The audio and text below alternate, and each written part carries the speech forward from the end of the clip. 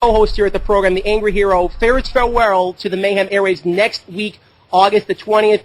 A man who has had a very respected career, one of the true legends in this history of the business, former WCW World Heavyweight Champion, former WWE Superstar, and you know what? I think it's basically easiest to say the man they call Vader is now on Monday Night Mayhem. Vader, we really appreciate your free time on this Monday evening. Thank you for joining us. How are things going for you?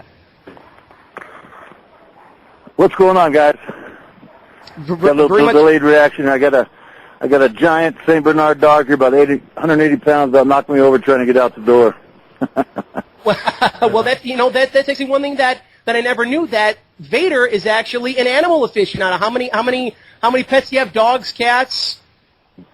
Hey, I just got the one right now, and he's enough. He really is. He's about 185, 190 pounds. His paws are bigger than me, and I was trying to keep him inside because just his breathing will keep me from hearing you guys correctly. And he wanted out, and he got out, believe me. He knocked me over, opened the door, opened himself. And anyways, what time is it? Vader time. Vader time. Tell me what time it is. From the power of the Rocky Mountains in Boulder, Colorado, I bring you the Prince of Power, for it is Vader time. Go ahead, guys. I'm just playing. You know, I got to say, Vader, first things first, as many of our fans know, we've been doing our program almost 6 years, and it's a true privilege having not only both yourself and the Doctor of Style Slick aboard our program in its entirety, but back-to-back interviews. Tremendous stuff. Now, obviously, all of our fans know what you've done throughout your career. We're going to talk about that. We're going to do some nice reminiscing, maybe even some Boy Meets World references. Our chat room, for whatever reason, is stuck on TGIF ABC sitcom, so we'll have to bring the fans up to speed back into 2007. But since retirement, what have you pretty much been up to? I mean, I know that believe it or not, you're going to be doing I think the Legends of the Ring convention, which is going to be next weekend in Carteret, New Jersey. But besides that, what have you pretty much been up to? Well, I'm self-employed. I wholesale cars in the greater Denver area. In other words, I buy them, fix them up, and sell them, and we're doing quite well, myself and my partner. Also, I work for a company, and although it's a year-round contract, it's pretty much part-time work, and that's for Satsu DK Incorporated. They're an international marketing and advertising firm in Japan, in Tokyo, and again, they're international. Check this out, guys. These guys are huge, and I got to know these people throughout my career in Japan. But they do $5 billion gross dollars annually, and I do a lot of things for them. I do grand openings. I fly over. I do personal appearances. Occasionally, I still wrestle. In fact, I have matches scheduled in November and January as we speak. And that's not something that I want to continue doing at this present time or at my present age and physical condition. Between football and wrestling. Taking football all the way to the NFL and a long time wrestling, especially at my size and especially with what I did, doing the moonsaults, the drop kicking and all that stuff. I'm beat up. Let's call it like it is. Yeah, Vader. One thing about you is for a big man, your agility was unbelievable. Do you have a guy right now that's currently wrestling that reminds you similar to your style? I mean, because like you said, the moonsaults, everything. You were very agile for your size. Very good athlete. First of all, the great late Bam Bam Bigelow, man. I mean, what an athlete! What a huge man! Could do virtually anything, and I would compare myself to him, not the other way around. I would compare him to me. Bam Bam was a great athlete and did some phenomenal things in the ring for, a man 430, 440 at times, and other times he was 410 and 420. So he went up down that weight scale as I did. But I think right now, gentlemen in the WWE, the Samoan, I'm not up on all these names right now, but I think you know what I'm talking about. Paints his face. Oh, that would be Umaga. Umaga. Big, quick moving, gets across the ring very quick, extremely powerful, and I really believe in there's a big difference between power and strength. Power is the ability to move from point A to B and deliver a blow, and that guy can do that. Now, I'm sure he's very strong in the gym, but for example, Mark Henry.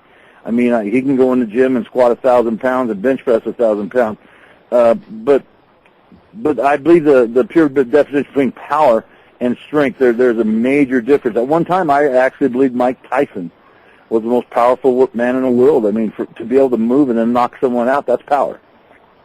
Well, that's very true, and there's again plenty of memories we're going to be talking about tonight with Vader as well. Sort of backtracking a little bit, one of the things that I remember, especially after doing the show as long as we have Vader, there are very few things that tend to surprise someone. And I remember watching the edition of Raw, I believe it was approximately almost 2 years ago, Chaz, where it was approaching the Taboo Tuesday pay-per-view, and you see the coach in the ring, you see Goldust in the ring, but all of a sudden you see Vader coming down, and there was the interaction with Vader, Goldust, and the coach against Batista, and of course, also you were part of the Taboo Tuesday pay-per-view. That really came out of nowhere where, there's, I don't want to say Taboo Tuesday was sort of a lame pay-per-view or whatnot, but everyone knows that the concept is that the fans pick the matches.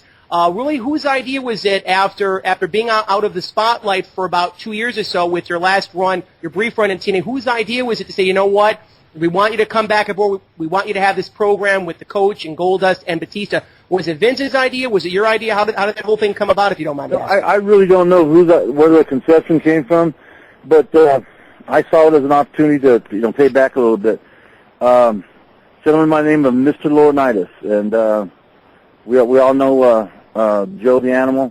His younger brother, John Laurinaitis, and I, we worked together for All Japan Wrestling while Giant Baba was still alive. And John and myself, we got along real good. And John is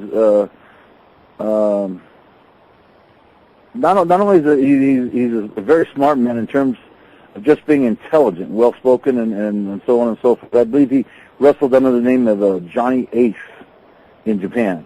Right. And now John, Mr. Laurinaitis, he wears a suit and tie, and he's one of the top honchos of the WWE. So I got a call from him, and said, Leon, would you do me a favor? And obviously when friends call you asking for favors, I did it.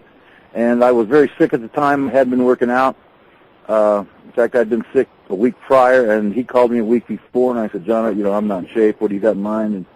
And so anyways, I guess to make a long story short, it was a favor for a friend. Should have I have done it? I don't know. But, I had fun. I saw some old friends. I got to visit with Shawn Michaels and Hunter Hearst Helmsley. I got to see a lot of the young new stars. John Cena, I'd never met him. So, for me, it was a trip down memory lane. Again, should have I done it for my legacy's sake, or was it a bad position to put me in? I really don't look at it like that. Again, it was a favor to a friend, and I was glad to do it. Yeah. Vader, I just want to take a moment because you mentioned about Johnny Ace and working in Japan, and you obviously had a chance to work for guys like Giant Baba, and also say you had prominent matches with a lot of Japan favorites over there. In Japan, I worked for Inoki, Giant Baba, and also a gentleman by Mitsuharu Mizawa. He's the one that broke away from Baba, and Baba was ill and then passed away. I decided to go with Mizawa. I had planned on finishing my career with Baba, and again with his passing, a lot of verbal promises, handshakes just didn't exist without his presence, and so I went over to Noah. Had a good run with Mizawa, and I've been blessed. I mean, between I worked for Dusty Rhodes as my booker at WCW. Obviously, Vince McMahon as the owner booker. Giant Baba, Inoki, and then Mizawa. In Europe, I worked for Otto Vance. And in Mexico, I worked for Carlos Maynes. I tried at one time to total up, all the titles I've held around the world, and certainly I'm not trying to encroach upon Ric Flair's record, but single world titles, tag team world titles. I mean, it's it's right around 40.